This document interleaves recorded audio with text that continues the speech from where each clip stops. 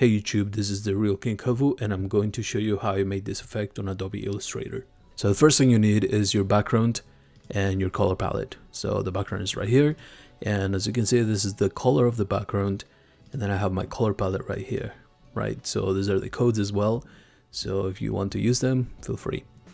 Now what I'm going to do is lock my background. It's always a good idea to lock your background so that you don't accidentally move it and it just gets a little messy.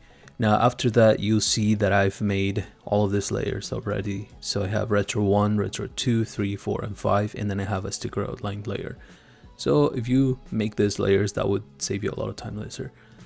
So now what I'm going to do is type in the word retro, and then we're going to use the font Andala, which I got from Fontask, and it's 100% free, for commercial use and for personal use.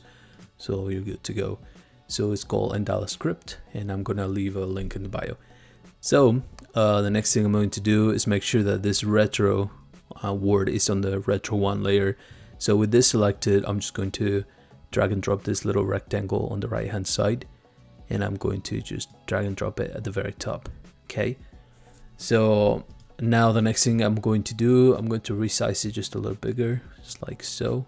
Okay, and then the next thing I'm going to do is convert this text into a shape. So I'm just going to outline it, and I'm going to type the or hold down Command Shift O, and then it turns it into an outline. And then I'm going to do Command G to group it, and now it's just one thing. Okay, now what I'm going to do is, with this selected, as you can see, there's the little rectangle on the right hand side on the first layer. So I'm going to hold down Shift, I'm going to hold down Option. So I'm going to hold down Option, and then I'm going to drag and drop that little rectangle to the next layer. Okay, so basically what that does is that it creates a copy of the retro right here on this layer, and it pastes it into the layer below it, which would be this one.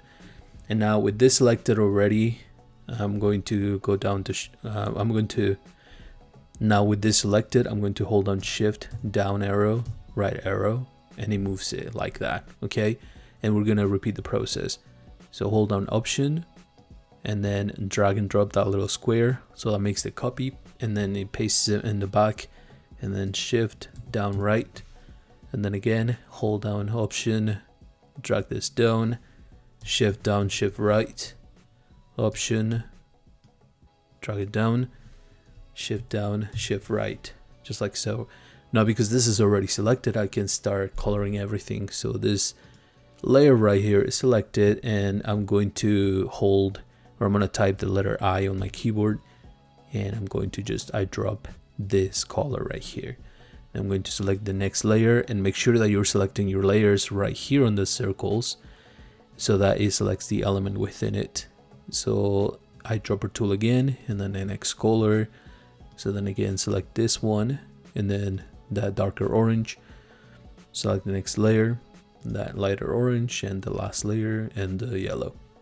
Perfect. So the next thing we're going to do is grab everything and make a copy of it. So you can either do Control C, Control V, and then just kind of like drag it down. And then with this, all of this selected, we're gonna do Command G. So it groups it into one element or one shape, and then we're going to grab this little square and just drag it down to the sticker outline layer, like so. Now with all of this selected in this layer, we're going to do Shift M, and then we're going to hold down Shift and just draw a rectangle around it, like so. And then we're going to select again and change the color to white, like so. Now with this still selected, we're going to do Object, Path, Offset Path, and then make sure that this is round. If you do emitter, for example, sometimes it gives you these little hard edges, so I would do round, and then 15 pixels is fine, and then we're going to do OK. Now we're going to select both of this again, Shift M, and we're just going to drag a rectangle again and just mix it into one shape.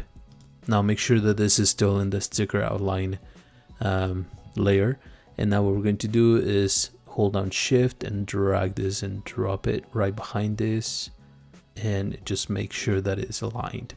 And there you go, this is how you can get that retro sticker look in your design. Please let me know if there's anything I can improve for my videos. I would appreciate any feedback. Thank you for watching. See ya.